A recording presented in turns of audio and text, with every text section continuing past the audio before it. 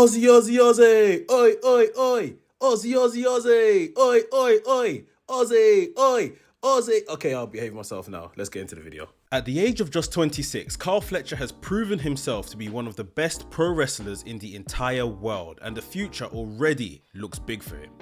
Unlike other young wrestlers, it does look like AEW has a plan for Kyle Fletcher. If the company plays its cards right, I do think they have a major star in their hands. In recent times, the internet wrestling community has made Kyle Fletcher and Randy Orton comparisons, probably more so because of aesthetic similarities.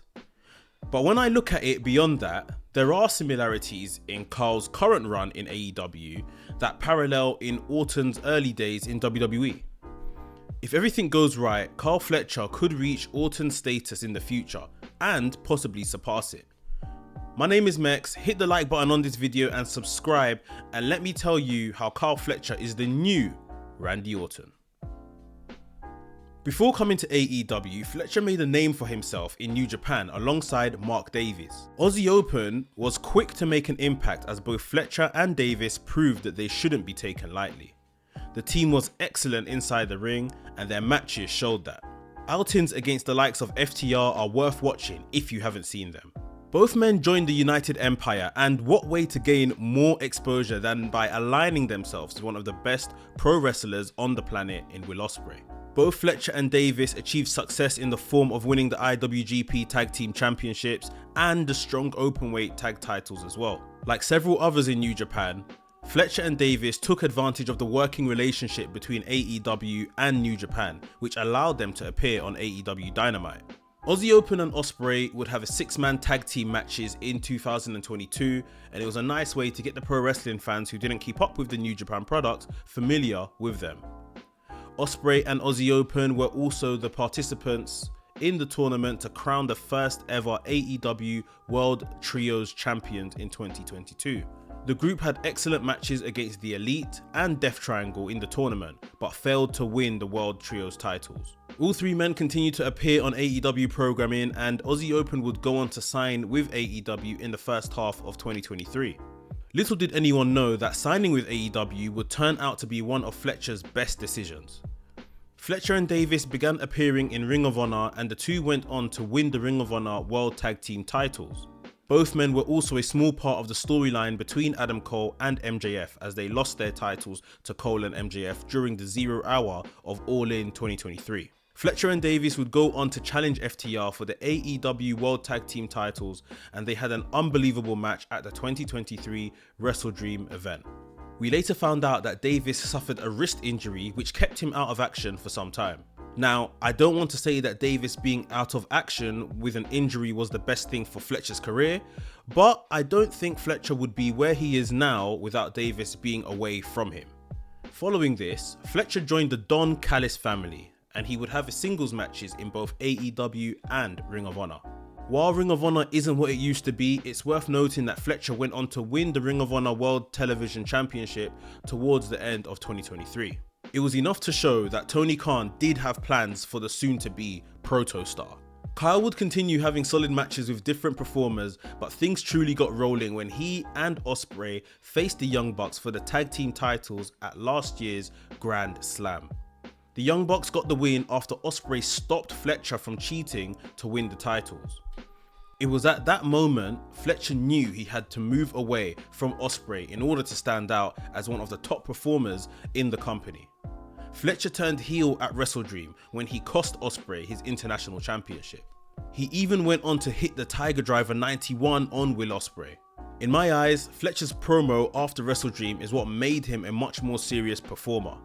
Fletcher cut an emphatic promo saying that he no longer wants to associate with Ospreay and doesn't want anyone to think of him as a lesser version of Will Ospreay. Fletcher shaved his head, got new ring gear, and picked up the moniker the Proto-Star. On top of that, Fletcher's body transformation is pretty commendable too. Considering how he looks now compared to his physique a year ago, it's pretty mind-blowing actually. As I said earlier, many fans on social media were quick to point out that Fletcher looks a lot like young Randy Orton in Orton's early days, and even have made fun of Fletcher for it. But I have seen some deeper similarities between the two.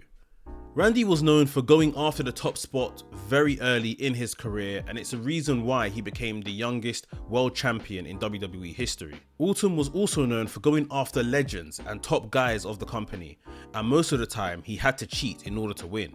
Kyle Fletcher, well, he's doing the same with already great wins in his bag over Will Ospreay and Kazuchika Okada. On top of that, Kyle Fletcher is doing various things to generate massive heat as well. Heat that Randy Orton himself would be proud of. Not to mention, Randy Orton was also under the expert tutelage of world champion Triple H and 16-time world champion Ric Flair in the faction Evolution when he came through.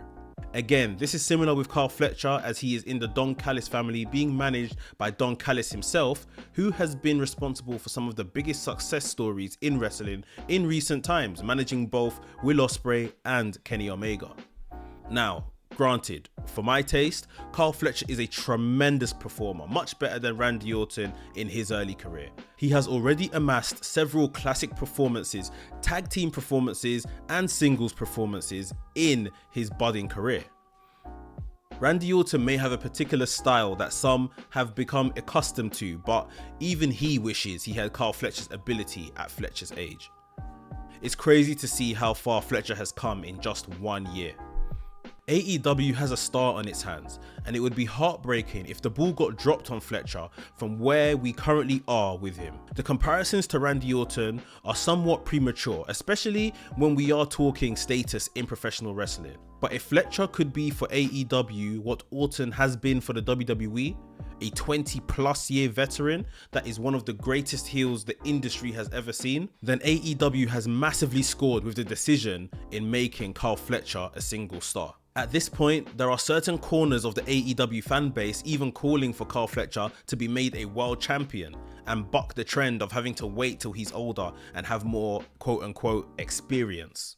I do believe he needs a title around his waist soon, and I feel that the international title could be the perfect one. A program against his stablemate Konosuke Takeshita, with Don Callis choosing Fletcher over Takeshita, could be very entertaining, and I believe that Takeshita is probably a better babyface anyway. In general, serious programs with top babyfaces are what Kyle Fletcher needs right now, and that's the only way the fans are going to continue to care about the Proto-Star. So what do you guys think? Is Kyle Fletcher the next Randy Orton?